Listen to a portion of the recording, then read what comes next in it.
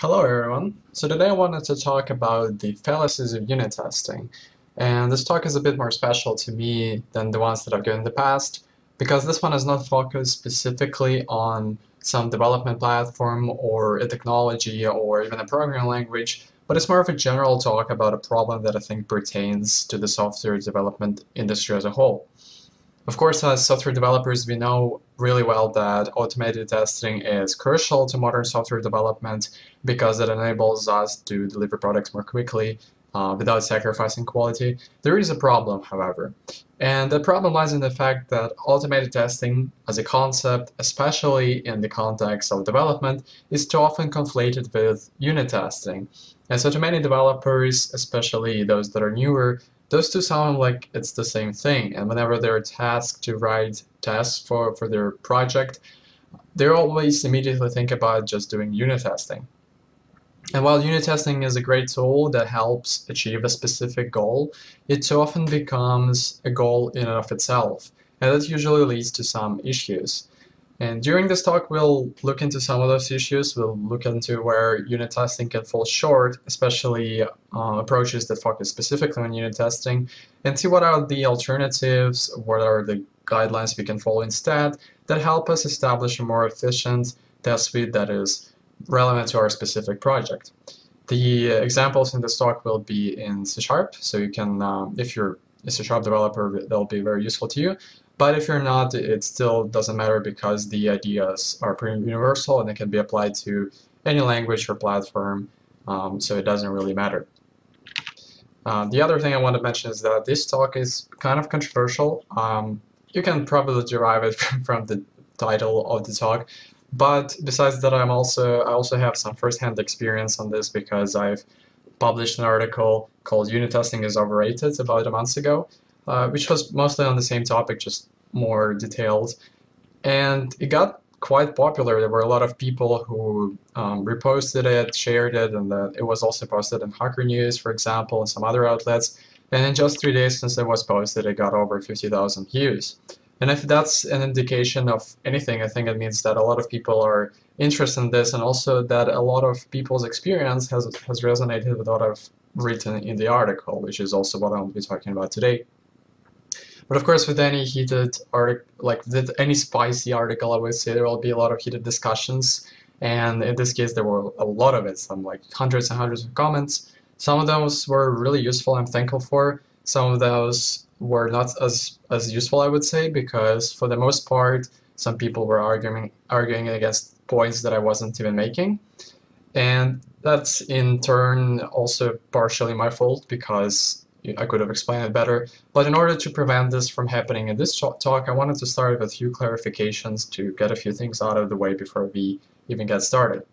So the first thing I want to mention is that unit testing is not inherently bad. So I will be saying a lot of potentially, I guess, negative things about unit testing, or critical, I guess. And that's not to mean that unit testing in itself is bad. It's more about where you're using it, and the practices and beliefs surrounding unit testing often lead to some cardinal mentality where developers just use it like a hammer that fits every nail without even thinking about whether it's applicable or whether it's literally a good idea to use in a specific context. Some subjects rather in this talk will be opinionated because after all of this is based off of my experience, what I've seen other people do and myself doing in the past, and well, of course that experience might not represent yours, which is fine. I hope that you'll still find something useful in this talk, but it's something to keep in mind. And finally, I realized that software engineering terms are completely useless because every time you say something like unit tests or whatever, you have to preface it with a definition of what exactly that means to you, because unit test has like 5 different definitions that people abide by. There is the different schools of TDD that have their own definitions. There is the classical definition. There is the I guess Kent Beck definition, whatever. And in order to prevent that, this kind of confusion from happening, I wanted to set it in stone before we begin. So unit test in my context here in this talk will be a test that targets smallest separable parts of code. End-to-end tests are for the application boundaries, and integration test is for everything in between. Okay, so before we begin, one more thing. I wanted to introduce myself. I'm an open source developer. My name is Alexei, and I guess in my free time I do some conference speaking and tech blogging. Both of those things are kind of obvious from what I've said already. And my primary stack is .NET. I use C#, F#, and JavaScript in my work, and the things I work with are cloud and web, automation, DevOps related. There's my contact in the bottom right. If you have some questions that you may not have time to ask during the QA session, or just you don't feel like doing that, you can always message me on Twitter, or maybe you want to start a discussion, you can do that as well. So just hit up Tires on Twitter. Okay, so if we were to talk about anything related to unit tests, we have to understand what that actually means. And the word, or I guess the term unit test doesn't actually convey a lot of meaning because it revolves around this concept of a unit, which in itself is not very descriptive. So we might, at this point, it's already kind of weird because what is actually a unit? And there is no, well, actual definition of it. We only know that it's some small isolated part of the system. And based off of what language you're programming in or what paradigm do you, I guess, use, it could mean different things. And for example, in object-oriented programming, it's generally agreed that it's a method of a class, and in functional programming, it's function of a module. Some people seem to think that unit is often defined as a class in itself, but that doesn't really make sense because unit tests end up testing methods, not classes. So I think it makes more sense to say that a unit is more of a method. But in any case, what's important here is that a unit is an isolated part, and that's actually quite crucial to well, how we structure our unit test and how we design it around it. Because units, if we consider which parts of our code are units, they don't really come isolated by default, right? Because we write code that is usually code-dependent on other parts of our code, so we'll have units depending on other units.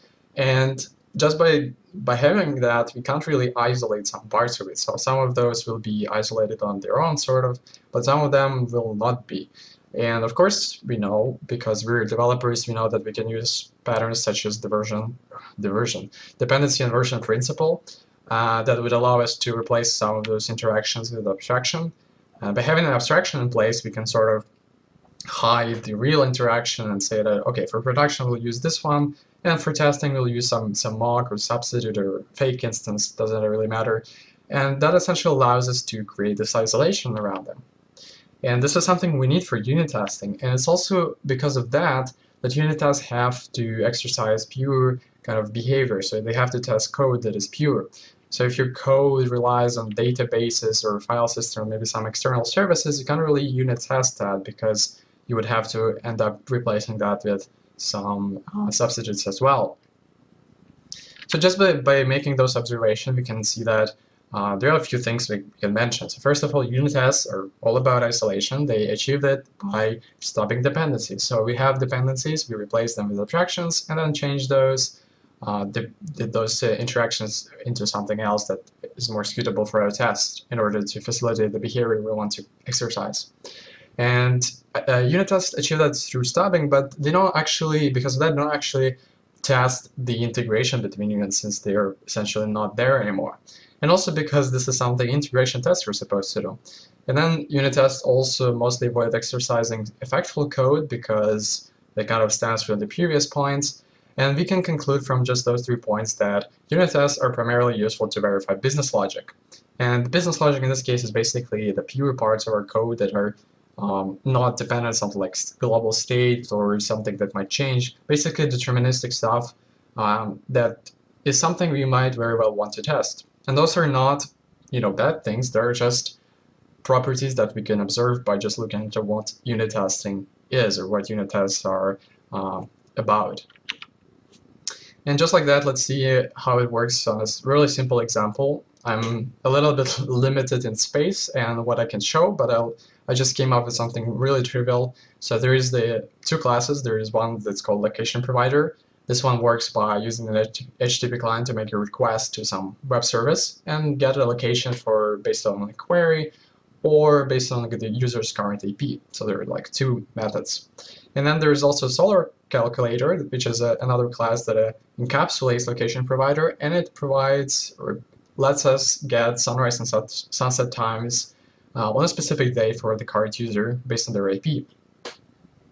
And from, I guess, from a general standpoint, if you look at from like object-oriented design principles, this design is fine. It's not extraordinary. It's not like great. It could be improved upon, of course, but it's okay. But the problem with it is that it's not unit testable, and to most people that's already a deal breaker because they see it. They see that, for example, location provider is just instantiated inside of the class. Same for HTTP client. And it's clear that you can't unit test it because they're coupled very, very tightly, so you can't really test the logic inside Solr calculator without also exercising logic in location provider. And so we can work around this, so we can use dependency inversion principles and create a few abstractions here and there. So we have location provider, like iLocation provider, and same with Solr calculator, but now instead of instantiating the dependencies straight away, we pass them into the constructor as arguments, and that just comes from somewhere. And by doing that, we achieve isolation through dependency inversion, because now if we want to unit test Solr calculator, for example, we can just substitute iLocation provider with something that doesn't actually use a real web service and just provides the same location every time, making it deterministic.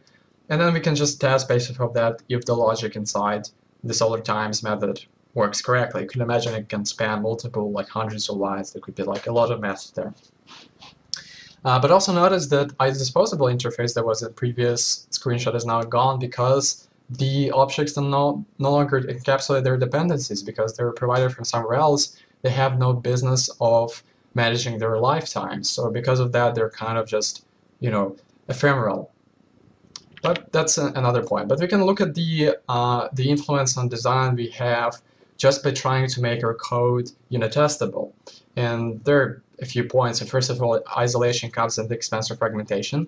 We can see that we had some kind of cohesive structure that was based off of our domain, what we wanted to do. So basically calculate Solr times based off of location, so on and so forth.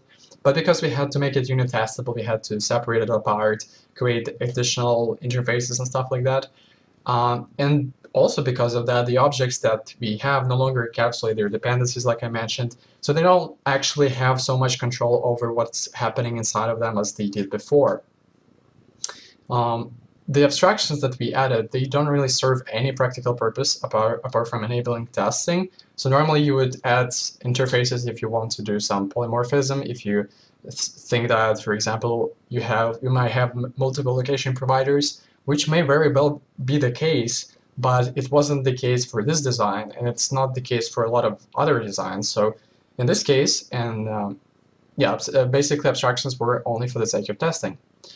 And finally, we have a design of our code that is driven more by testability aspects rather than domains. We don't really think about the domain constraints, the domain things that are relevant there, but we think about that our code has to be testable, so we design according to that. Now that we've went through all this trouble, let's actually write a test for it. So here is a simple test for Solr calculator. I guess the good and interesting thing about unit tests is they're very tightly coupled to the code that they're testing. So here we just have a Solr calculator tests class, which tests the Solr calculator. And we also have a method that has that method name and then precondition and expected return in the name. So we have this tight coupling. And inside of it, we have the range phase, which is the biggest one, which we use to set up what we're expecting, what are the parameters, and also that's where we configure the dependencies inside of our test, because we no longer use the real location provider. We have to make some kind of a lightweight replacement for it that always returns the same location. But an interesting thing about it is that by doing this, we essentially resort to implementation-aware testing, because if you remember, there were no the methods that are shown here the implementation for it was never shown. Basically, you couldn't see which methods it was using. And so from that perspective, we have no way of knowing how Solr calculator is actually using location provider, whether it's using this method or the other, like at what point is it calling it. And of course, in this case, it's not really that much that can happen if you call it later or earlier, but there are a lot of different cases where it does matter. And especially if you're using something like SPICE or some other more intricate ways of testing, you'll have even more implementation-aware testing in your code. But that's fine. But we should always consider the drawbacks. So by just looking at those things, we can basically outline a few drawbacks of unit testing, and let's go over them. So the first one is the one that we've just basically talked, is the unit tests rely on implementation details. It's not like I guess a misconception or something. It's actually pretty logical, because unit tests are in the lowest level. They're coupled to very low, small parts of your code, and essential methods or functions or whatever. So they're very implementation aware. If you consider it being implementation aware from just the perspective that the user doesn't know about it, it's even more implementation aware, since we have the smokes and substitutes, and we have to substitute the interactions between those units to exercise a specific behavior in our test that we want to verify. And to do that, we have to know which method does it use, how is it used, when is it used, or how many times is it used. For example, if you're saving something to database, you might have a mock that just records how many times the specific method was called. Then there could be, like, for example, save method, maybe save async method, or some other variations like insert update. And you could just make sure that one of them is called, or maybe you just ensure one of them is called, but then you forget about the other one, and then at some point the implementation changes and your tests break. But the funny thing is that the actual implementation is still correct, because the end result is valid. It's just that the test relies too much on some specifics that are volatile and bound to change over time. And this is just something that happens a lot with unit testing, and I'm sure a lot of you are very experienced that had something like this happen before, where you basically change something that's seemingly unrelated, and then it has fails because it was relying on the interaction between the units in a way that it was implementation aware. The other drawback that we also have to consider is that unit tests often lead to more complicated design, and it's also something that goes against what a lot of people really think, because unit tests are often touted as something that helps design your projects, your system, your code, whatever, because they kind of force you to design them in a very specific way. And basically, if you have unit tests for each of your classes, you're guaranteeing that your design is, well, unit testable.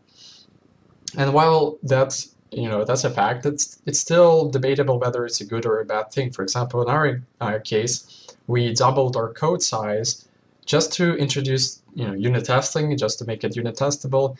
And we also had to add abstractions that cause interaction. We have to now use dependency injection containers, which of course arguably come with most application frameworks. But if you were designing a library, for example, that could reduce portability. That could be something that we would not want, and so on and so forth. The other drawback is that unit tests are actually quite expensive. And this, again, goes against the popular misconception, especially popular around managers, that, well, unit tests, they test the very small parts of your code, so logically this should be small and fast and cheap, right? But that's not really true, because while the code is sort of split apart and isolated from each other, the test, they still have to facilitate the interactions between those units with mocks or with some substitutes and whatever, and those actually take effort. Not only that, because the unit tests are very tightly coupled to the thing they're testing, oftentimes whenever you make a change, it'll have to be doubled in the unit tests if you want to keep everything in sync, because sometimes you just make a change that doesn't break anything, but the tests might break, and you have to update them. Or if, for example, you just simply move the class from one namespace to the other, and now to keep the structure the same, you just have to move the unit test as well. That might seem like a small thing, but it adds up over time, and also when it comes to larger changes, it also multiplies because you have to make the change also in the unit tests. And the only thing the unit tests protect you when it comes to refactoring is the changes inside of the method, so very low level changes. Anything higher than that, if you refactor like classes from between classes or even between larger components in your system, you're screwed, because unit tests will fail, and there's no indication whether it's because you made an error or it's because they're just unit tests basically. And I also mentioned that unit tests are very limited in purpose. We concluded that unit tests are good at verifying business logic. It's also something that is not constant. So there are different projects and they have different amount of business logic. So for example, you might be developing a payroll system or a CRUD application, and based off of that, you will have a lot of business logic or a very small amount of it, and mostly as opposed to that interaction logic or some integration with systems and stuff. And based off of that, if you're doing unit testing as a focus, if you're just, okay, let's just write a bunch of unit tests, you'll find that, for example, for a payroll system, it will provide some significant use, but for CRUD applications and a lot of things in between, it will be a large waste of effort because the things that you want to test are not the business logic, you know? So because of that, you will have your effort essentially spent in a very inefficient way. And finally, the final drawback that I want to mention is that unit tests, by definition, they are very low level, and they don't try to exercise user behavior. And at the end of the day, we care about our software in the sense that we want it to provide value to our user. We want our user to be able to use it to gain something from it. And the reason we're writing automated tests is to prevent something unexpected, like a bug, from interfering with that and diminishing that value that it's giving to the user. Now, our problem is that the user is interacting with our software through some of the top-level interfaces like API, CLI, or UI, and unit tests don't cover that. They don't try to cover that because logically they're on a very low level. And because of that, well, you can say that the user doesn't really care about units. They don't even know what those are. The only layer of abstraction they care about is the top layer, and by testing any layer in between, or the confidence that the system that the user will interact with works as expected is actually pretty low because we are not really testing what the user is interacting with. The user doesn't use the mocks that we make, or the user doesn't use the spies that we inject and stuff like that. So this is something to consider as well. And there's also this both funny and sad tweet by Randall Koutnik that I found on the internet. And it says, unit testing is a great way to ensure your mocks work. And it's funny because obviously it's tongue-in-cheek kind of stuff, but it's also sad because I've seen it a lot in my experience that in workplaces that I've worked in. There were like developers who are very experienced, but then they write tests that just had mocks all over the place, and by the end of the day, if you just root through what the test was doing, you'll find that it's just verifying that the mocks are working correctly. And it's really easy to get into this problem where you just, you write unit tests that seem to do what you want, they pass, and everything like that, but they're actually an effort sink for something that doesn't really provide any value to you. Now, why is that happening? Why is it that we decided as an industry that we should be doing unit testing for development testing? Why are we doing more integration testing or something like that? And the answer to that is that we have the practical test pyramid. And it's important for development tests to be fast, cheap, predictable, and stable because you want to run them during our development process. We want to have an IDE run them automatically and stuff like that. So obviously they have to be all those things. And the problem with that is, well, high-level tests are not fast, not cheap, and not predictable, not stable, or at least allegedly according to the assumptions made by the creators of the practical test pyramid. And because of that, we kind of end up with a structure where we have different tests, or I guess level of integration scopes for tests, and we mostly focus on unit tests because that's where we believe the return on investment is the highest because they're the fastest, cheapest, and, well, they're most useful during development. What ends up happening a lot is that although the pyramid mentions other layers, the end-to-end tests are usually covered by some dedicated specialists in the QA department, so they're run at some other time. Most developers don't even think about them. They just know there's some guy or some person responsible for it, and that's not their problem anymore. And for the integration test, it's something that often could be incorporated in development test suites, but the problem is that with integration tests, it's not really clear how to structure them because with unit tests, it's really obvious. You just have a class, you have a test, you go on for like cover entire your application. With integration tests, based off of the level of scope you want to cover, that might not be so straightforward, so you have to abide by some guidelines in order to understand how it will look, and also because with unit tests, it's really hard to make them slow. If you really isolate everything and you stop every dependencies that are slow with something that is lightweight in memory, there's practically no way you can make your unit tests slow. With integration tests, it's actually possible. And so a lot of developers, they first of all consider integration testing as optional, but also they are a little bit wary of just getting into this area where it's not clear how best to proceed, like how much scope is enough, how little scope is too little, and so on and so forth. So because of that, integration tests are very often avoided entirely, and we end up with a structure where we have development testing at the bottom being unit testing, and everything at the top is just someone else's problem. And there are a lot of fallacies in this logical thinking because although the practical test pyramid is a noble attempt to solve testing with a sort of, an example of how your test suite should be based off of, how it should be structured based off of the different levels of integration, it's still based off of assumptions that might not translate well from project to project. So for example, one of the assumptions, and one of the biggest ones, is that integration tests are slow, which is not necessarily true because integration tests can really easily be slow, but they don't have to be. And there are ways to make integration tests really fast, and technologies like Docker make it a lot simpler. Also because application frameworks nowadays are architected in a way that enables testing. For example, ASP.NET Core has an entire API layer that helps you run integration tests that are really fast. And finally, whenever we think about testability, we are used to thinking about an aspect of unit testability. So when we architect for testability, we usually imply by that it has to be a lot of separate components that we can isolate easily, but we just as easily could architect for testability in terms of integration testing.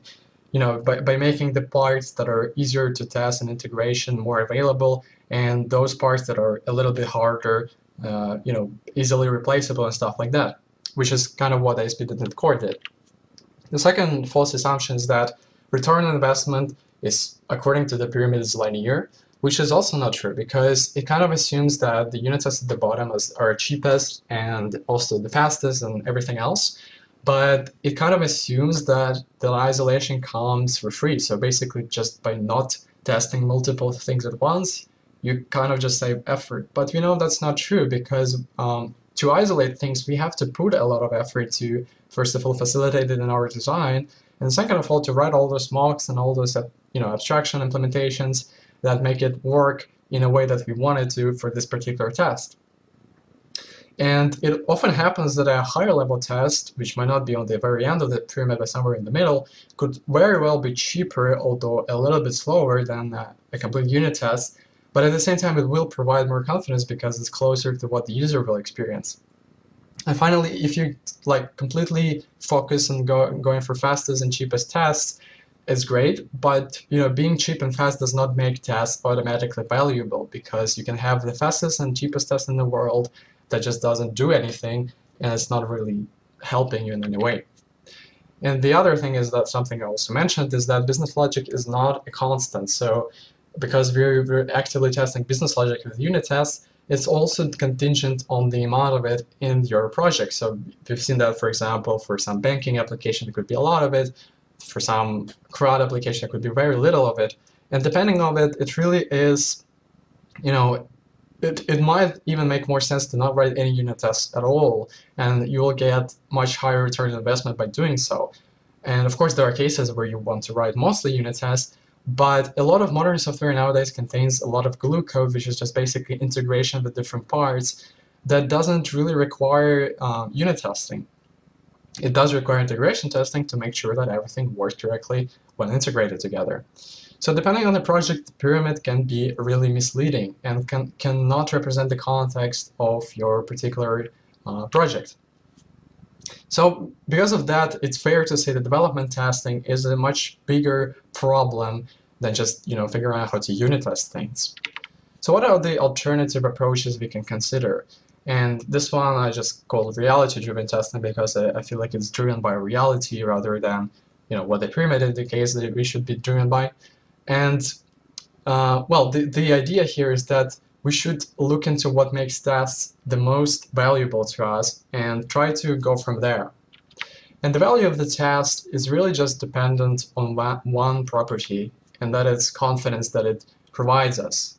And the confidence of a test is basically how confident we are if the test succeeds or if it fails, that it actually represents the actual state of the program. So for example, if the test fails, we are confident that that means that, well, something is not working correctly, rather than because the tests are broken or because they're testing something that is not representative of the user experience. And vice versa, if the test succeeds, we know that everything works and we have an easier time sleeping at night. And this confidence is directly relative to how much we're testing, or rather how high level our tests are. So if we go for unit level tests, we'll end up with a very low confidence because unit tests don't represent the user behavior, and what we're testing is not what the user actually interacts with.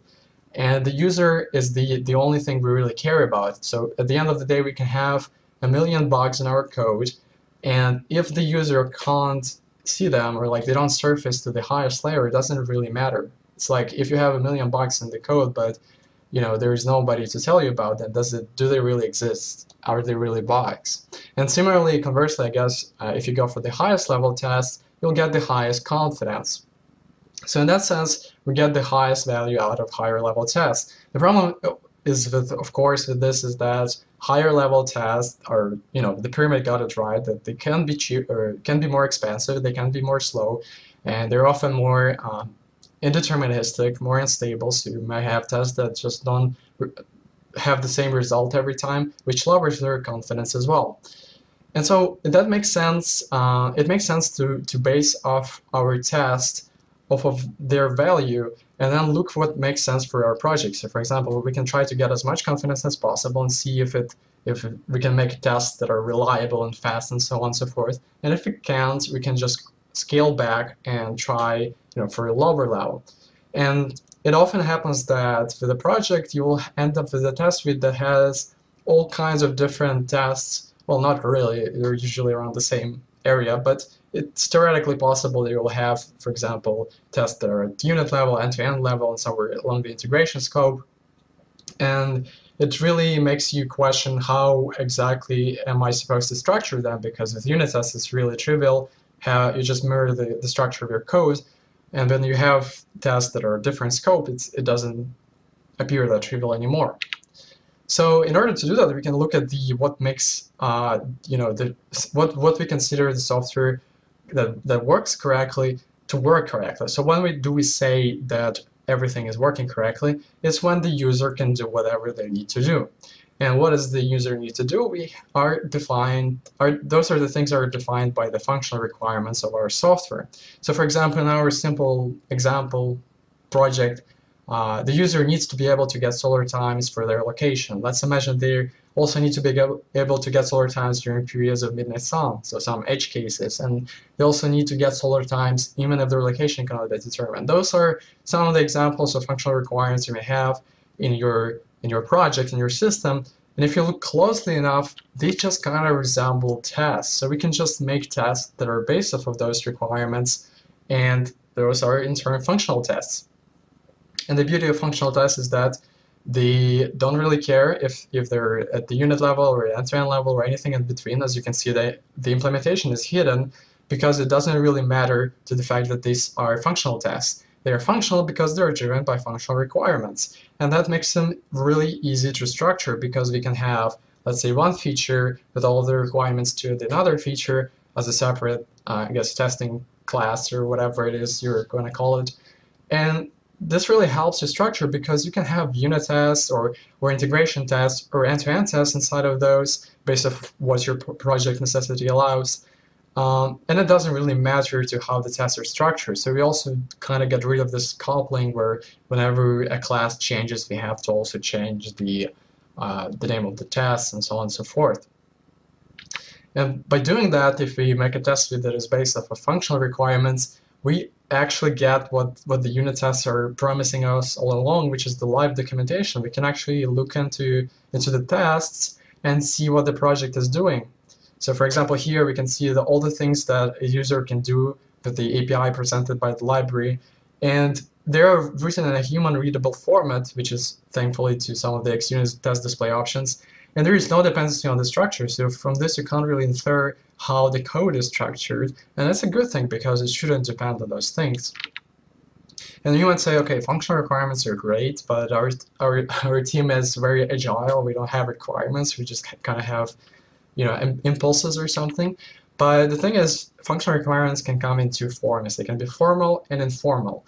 And formal are the things you kind of just expect when you think of a word, or I guess the term functional requirements. There are some like software specification documents or user stories that are written specifically that are like ironclad and stuff like that. And formal could be something, you know, less, I guess, formal. The Jira tickets. You can even have your README file inside of your open source project that stores as functional requirements. For example, for my projects, I have you know, a README file where I show how to use my library or whatever, and those are actually my functional requirements because based off of that, I then make the tests for my code.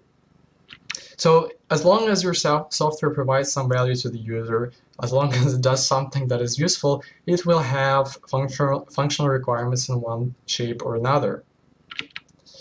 So the guidelines, I think, that are really, you know, scale much better from project to project, that are more useful to follow than just relying on the test pyramid, is that you should always write tests that are as highly integrated as possible, as much as you can. So if you can go for the highest level of integration, that's amazing. That implies that those tests have to be reasonably fast, and they should be stable and deterministic.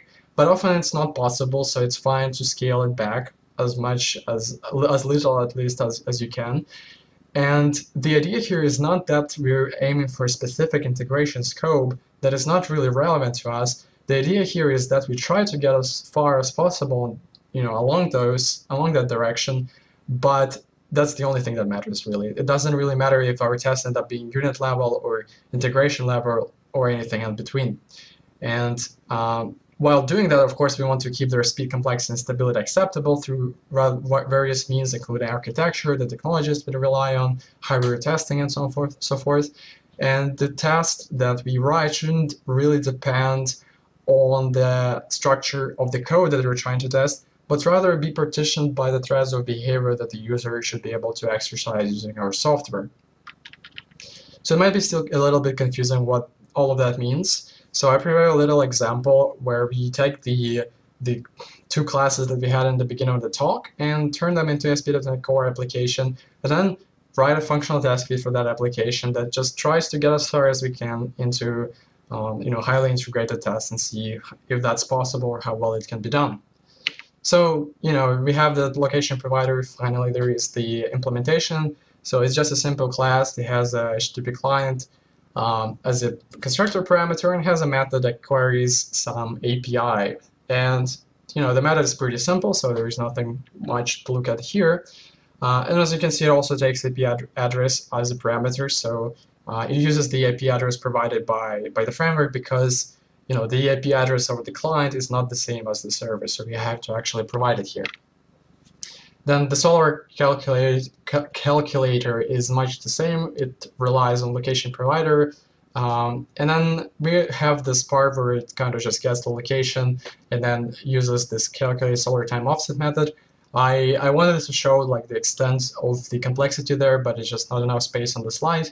But just imagine that there's just a very large, pure mathematical algorithm in play there. So basically, this one uses location provider, does some calculations, and returns the sunrise and sunset for specific IP address and date. To package all of this, we can use a controller, so nothing special here. So we have get by IP method endpoint, and we also add a caching layer here, so that just to make things more complex, we just want to cache things. And if we get the same IP and date, we'll just return it from cache instead of querying the location provider and calculating Solr times again. So this is pretty simple. The caching layer itself is just Redis, so it's going to use Redis under the hood. As you can see, the implementation is pretty simple. It just saves the JSON representation and then tries to get it from cache. So we'll be using that to query the Solr times if they have already been queried with the same IP and a date. Then finally, everything is wired together in a startup like this, so just registering services here and there, and yeah, pretty much straightforward. And in order to make all of this testable, we can rely on something provided by the framework, which is called the Web Application Factory, which is a special class which is based off of another class called Test Server. But basically, ASP.NET Core provides us with a way to run our application in memory with entire HTTP pipeline and test it using our integration suite. So basically, we can run our application as if it was running in production, minus the all of the overhead of actually hosting it on a real server. And to do that, all we need to do is you have a web application factory. Here I just created a special class to encapsulate it. It just creates that factory, which in itself just helps us instantiate the pipeline. And then I just create a client that that returns HTTP client that we can use to send requests to our application. And from the perspective of using that HTTP client, it may seem as though we're querying the real application running somewhere on the internet. So this thing runs the entire HTTP pipeline in memory, which is useful because we can actually test things that like their validation or deserialization, serialization, like routing and stuff like that. Things that are really important to our API or our application that we won't be able to test using unit test. And at the end of the day, if the routing doesn't work and everything else works, it doesn't really matter because the user still cannot access your endpoints because the routing doesn't work. And then the other thing is that since we have Redis, we want to have a way to sort of have it run during tests. And there are literally like maybe dozens of ways you can do this. The way I've decided to do this is using XUnit's fixture. So here I just have an async lifetime, which helps me initialize and dispose of this resource. And I'm using CLI wrap to use the Docker CLI to run the Redis Docker image, and it's pretty straightforward. I'm wrapping around the CLI, and ideally it should be probably binding to a random port because we want to enable parallelization and stuff like that, which is also possible, but it takes a little bit more effort. And alternatively, there are a lot of other ways you can do this. There's docker.net if you don't want to deal with the raw CLI, or if you want to use Docker that is hosted somewhere else. And also there is a cool project called .NET Test Containers that is just, Test Containers as a project is pretty established, but the .NET version of it, or the client for it, I guess, not so much. But basically it is an API that lets you run containers specifically for tests, and it takes care of cleaning up and all the kind of stuff. So this is something you can also look into alternatively. But here we just run Redis in Docker, and we can use it in our application. So we can actually write some tests. So here is one of those. So we write Solar Time specs, and then we say the user can get Solar Times for their location by IP. This is perfectly readable and understood. And so in order to make it work, we just need to have a class fixture for Redis. So you can see there is this initialized async, which just resets Redis between tests so that it's always a clean slate. And then in our arrange checked phase, it's really just spawning the application that is provided by the Web Application Factory and using the client to get the response from a specific endpoint. And so by doing this, we haven't really mocked anything or replaced anything. We actually are using the real location provider. And this is something we can do because we're not causing any mutations. We're not pushing data. We're getting data. And because relying on it is acceptable since it's a free web service. If it were paid, or if it were not as accessible, or if it was anything more complicated, we wouldn't be able to do that. In that case, we would have some centralized fake implementation for the location provider that you would have to use. So basically, we would scale down in that case. But here we don't really need to do this because of our circumstances, and we can write tests like that. But also something you will notice is that, this is requirement-driven tests. The assertions we make at the end are property-based, so we can't really know which IP does the user have because we're reliant on some essentially implicit parameters. we can't really know at the end of the day which solar times that they will end up getting, even if it's for a specific date. So we can only test, for example, that it's generally valid results, or the sunrise and sunset are 1 day apart, or like at most 1 day apart, and then they're close to the current date. But it's probably not enough, and we would want to have some more strict assertions. We can actually do that by just replacing that implicit argument with something more explicit. And in ASP.NET Core, for example, we can just inject a startup filter that will add another middleware, and that middleware can just replace the remote IP address we get from the HTTP client connection with a specific IP address that we want set. So here I have a fake IP startup filter that has an IP property, and we can just set it, and it will inject it into the middleware. And so for every request, we'll have the same IP address that is actually local to us, but we'll make it appear as if it was coming from somewhere over the internet. And in order to put this inside of our project, or sorry, inside of our application, all we have to do is extend our FakeUp class a little bit, and just when we use Web Application Factory, we can use with Webhost Builder method to configure services, and that's where we inject the startup filter that adds that middleware to the pipeline. So that way we can inject a fake IP provider into the pipeline and rely on a specific IP address, and as a result, a specific solar time result, instead of trying to do property-based assertions. So if we were to do this, we can have strict tests. So we have range phase that sets up the client IP. We know where this IP is located. So for example, we can have the state and expected sunrise sunset, and then check that the result is correct. So this is something we can do as well with strict assertions. So at the end of the day, we could have a test suite that does not rely on mocks or uses actually real infrastructural dependencies, and it exercises in every way a full HTTP pipeline that gets us the confidence that we need that the software under test works correctly. And while doing this, we also have, I guess, reasonable cost and speed, because doing all this is not that expensive. And if you look at the speed, if you, for example, take a look at the tests that I made here, which are all end-to-end tests, the speed is quite reasonable if you consider that the first test has the cold start problem because it has to get Redis running and so on and so forth. Having 1 second for, like, let's say 5 or more tests that actually test the whole entirety of application that it would be able to run selectively whenever I change something is very valuable. And of course, the point here is that you're not supposed to do that all the time. So the goal is not to cover everything end to end. The example here is just to show you that it's possible. And I wish I could have shown you a lot more, because there are a lot of other things I wanted to talk about, but unfortunately there are the time constraints on the talk. But the goal is not to cover everything end to end. If we can, we should do this, but if we can't, we should scale back and just try to gain as much return on investment as we can from our test. And that means getting as far as we can in the integration scope while maintaining the runtime, the dependencies, everything else at a reasonable level. And yeah, so if you can test at the highest level, do it. If not, reduce scope and find a good middle point somewhere where you're comfortable with the usability of your test suite, so how much you can run it, how easy it is to run, and the confidence it provides. So to summarize everything in this talk, there is a few points. The first one, think critically and challenge best practices.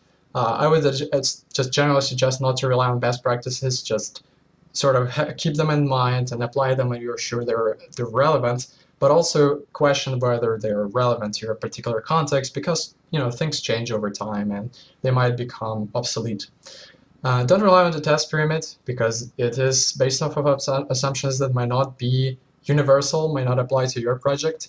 And when you make your tests, make sure they're guided or driven by the functionality and separated by the threads of functionality, rather than by classes or scope or whatever else that is not really relevant to you or to the user. And when you can, aim for the highest level of integration with reasonable cost, speed, reliability, and everything else that makes up the test usable. Avoid sacrificing software design for testability. So if you can, make sure your design is driven by your domain rather than any other aspect, but sometimes it's not possible, so try to minimize that effect so that the damage to your design is minimal. and only consider mocking and implementation over testing when there's really no other way you can achieve what you want with your tests. Finally, if you want to check out some resources, there's of course the article I've written. It goes a little bit more in depth, but there are also other articles. For example, I like this one by Ken C. Dodds, which is more of a JavaScript guy. He's written an article called "Write Tests Not to Minimize Mostly Integration" that you should check out.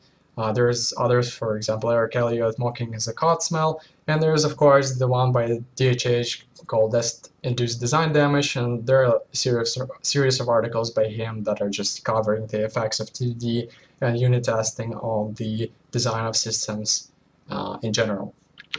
So I hope you enjoyed, and I hope you found something useful here. I really wish I could have, explained or shown a lot more, but it is what it is, and I hope it was informative enough. And if you have any questions, you can reach out to me on Twitter, or hopefully you'll have time to ask them during the QA session. So, bye-bye.